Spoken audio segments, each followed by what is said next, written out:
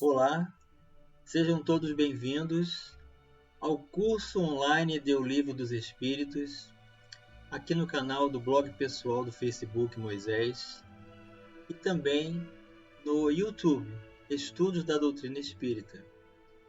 Nós estamos na primeira parte do Livro dos Espíritos, Causas Primeiras. Já iniciamos o capítulo 4 e hoje vamos para o subtema A Vida e a Morte. Acompanhe comigo. A vida e a morte. Pergunta 68. Qual a causa da morte dos seres orgânicos? Pergunta que Allan Kardec está realizando depois de ter sido feita a distinção entre os seres orgânicos e inorgânicos.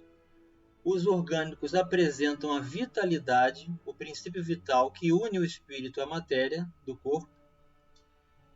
E uma vez que existe a decrepitude, o término dessa vitalidade, qual seria a causa dessa separação do espírito da matéria? E os espíritos respondem simplesmente: esgotamento dos órgãos. Então estamos vendo aqui que existe um tempo para cada um de nós.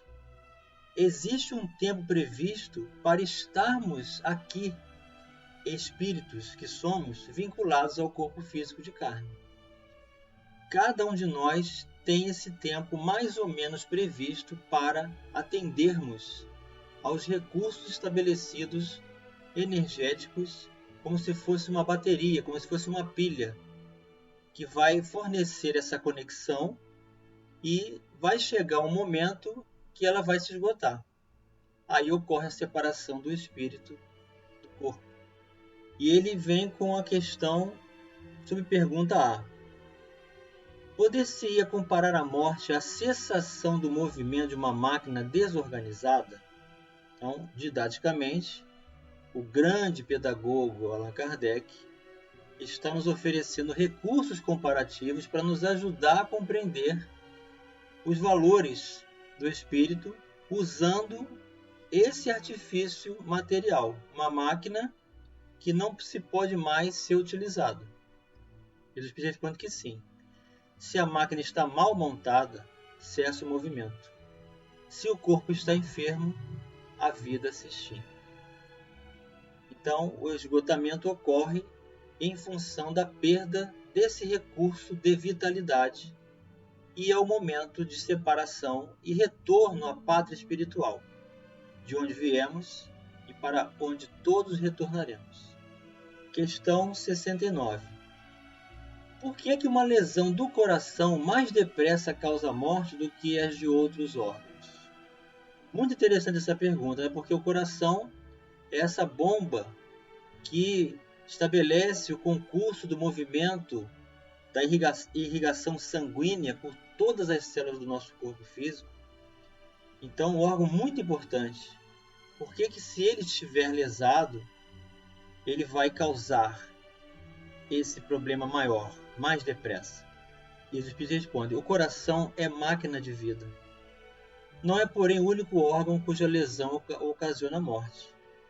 Ele não passa de uma das peças essenciais. Então, o coração é uma peça essencial. Não é à toa que Jesus utilizou-se de recursos dessa figura. A boca fala o que está cheio o coração. Esse coração não é obrigatoriamente o físico, nem o perispiritual, mas do âmago, da intimidade da alma. Nós vamos ver isso mais tarde no Evangelho. Aqui nós temos já o desdobramento, temos o descortinar desses termos que nos ajudam a compreender o Evangelho. Esse é o nosso objetivo desse curso. Reconhecer os liames que existem da Palavra dos Espíritos com o entendimento dos ensinamentos de Jesus em seu Evangelho. Questão 70. Que é feito da matéria e do princípio vital dos seres orgânicos quando estes morrem? Outra pergunta muito inteligente, sempre Allan Kardec. Porque se existe esse recurso energético, existe esse princípio vital, que é o fator de energia de conexão, e ele se extingue promovendo a desconexão do espírito com a matéria, o que acontece depois com ele? Para onde ele vai? Os espíritos respondem: a matéria inerte se decompõe e vai formar novos organismos. O princípio vital volta à massa de onde saiu. Ou seja, a energia é constante. O conteúdo nunca se extingue. Ele permanece sempre ativo, sempre reutilizável.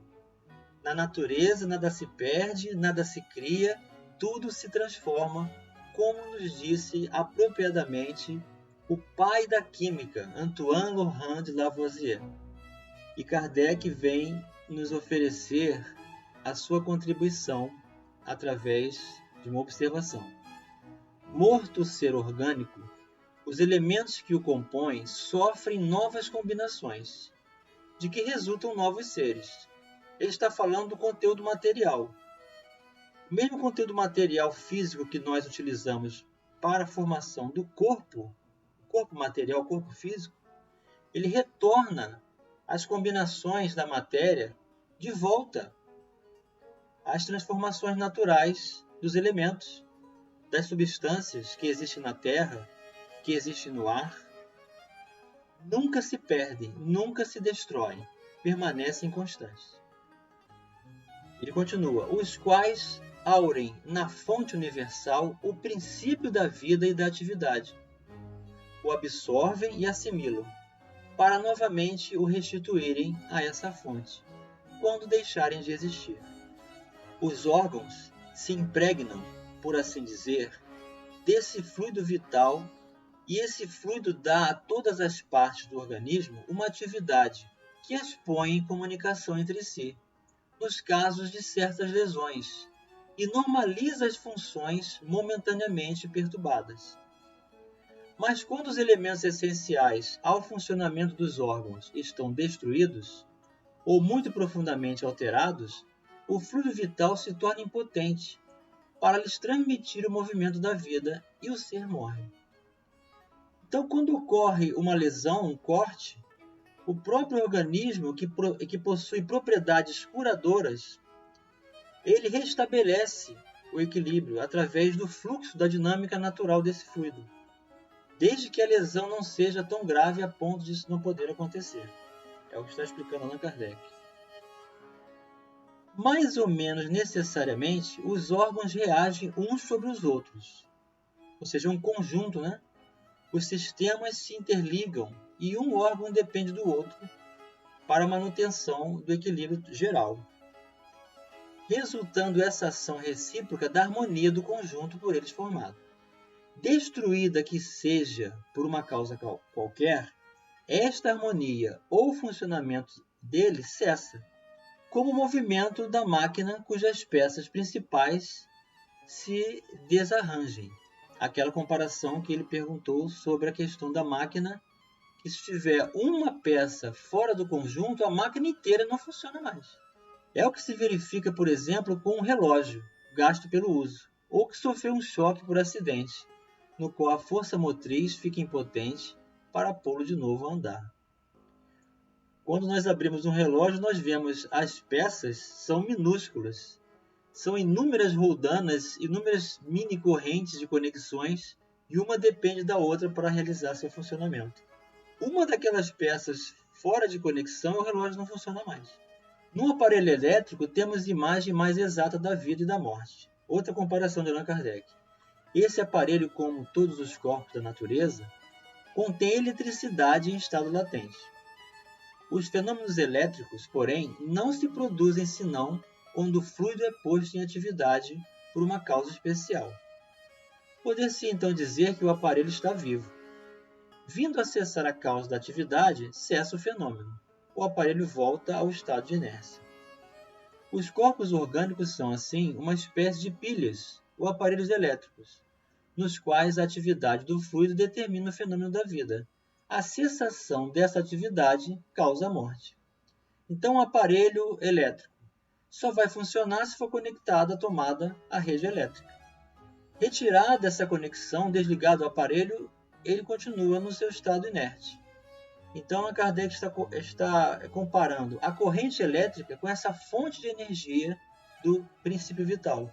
Uma vez cessada a fonte, o corpo já não mais tem a sua dinâmica. A quantidade de fluido vital não é absoluta em todos os seres orgânicos.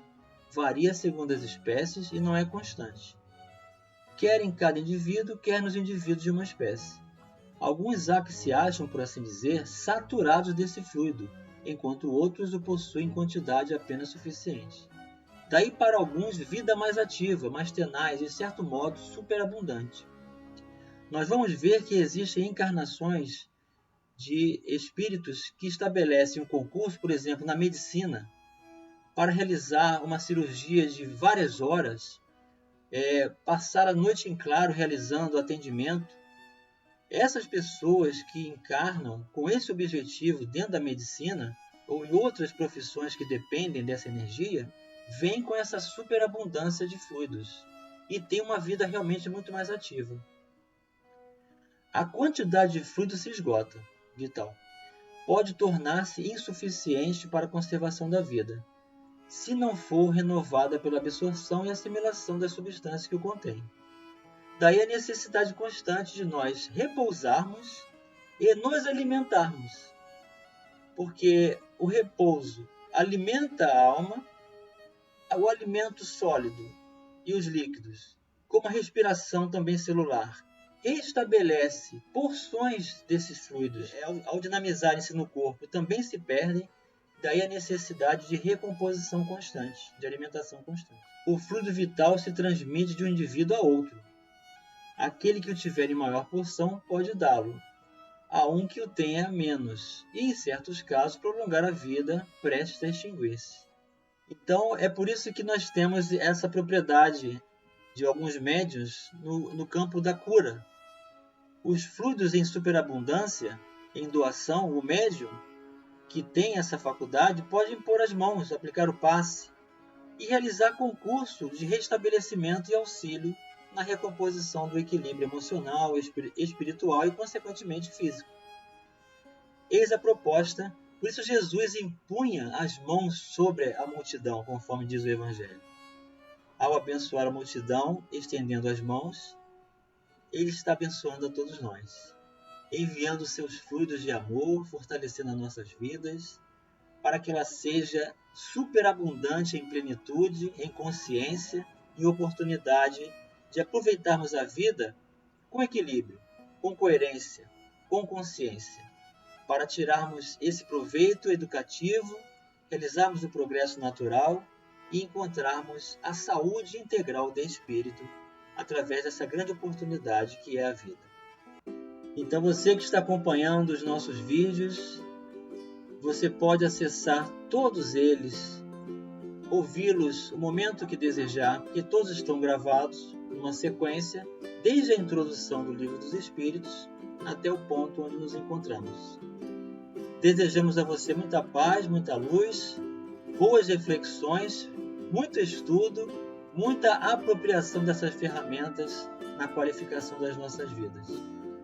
Faça a sua inscrição, ative o sininho lá no YouTube para receber os vídeos assim que eles forem carregados.